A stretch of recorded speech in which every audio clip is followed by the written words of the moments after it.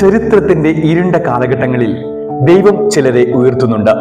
വിശ്വാസം മങ്ങിപ്പോകുന്ന സമയങ്ങളിൽ ക്രിസ്തുവിന്റെ വെളിച്ചമായി ജീവിച്ച ഒരു മഹാനായിരുന്നു വിശുദ്ധ ജോസഫ് വാസ്.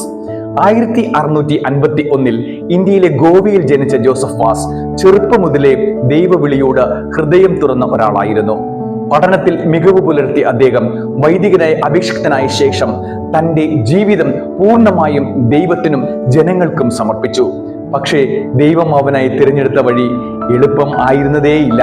അന്നത്തെ ശ്രീലങ്കയിൽ ക്രിസ്തീയ വിശ്വാസം കഠിനമായി പീഡിപ്പിക്കപ്പെട്ടിരുന്ന കാലമായിരുന്നു അത്.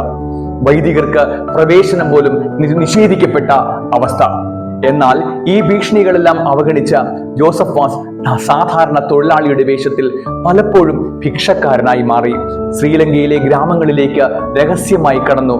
അവിടെ അദ്ദേഹം വിശ്വാസം നഷ്ടപ്പെട്ടവരെ ശക്തിപ്പെടുത്തി, ദൈവവചനം പ്രസംഗിച്ചു, കൂദാശകൾ നൽകി, ക്രിസ്തുവിനെ വീണ്ടും ജനഹൃദയങ്ങളിൽ ജീവിപ്പിച്ചു.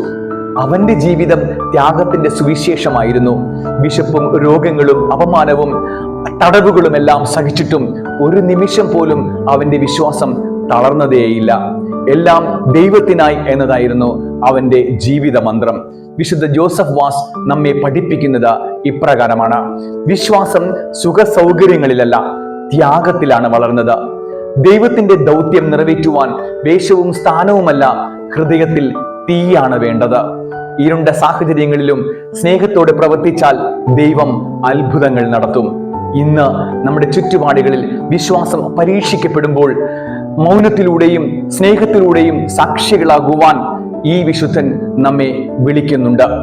നമ്മുടെ കുടുംബങ്ങളിലും സമൂഹങ്ങളിലും ജോസഫ് വാസിന്റെ പോലെ ധൈര്യവും വിനയവുമുള്ള വിശ്വാസ ജീവിതം നമുക്കും നയിക്കാനാകട്ടെ.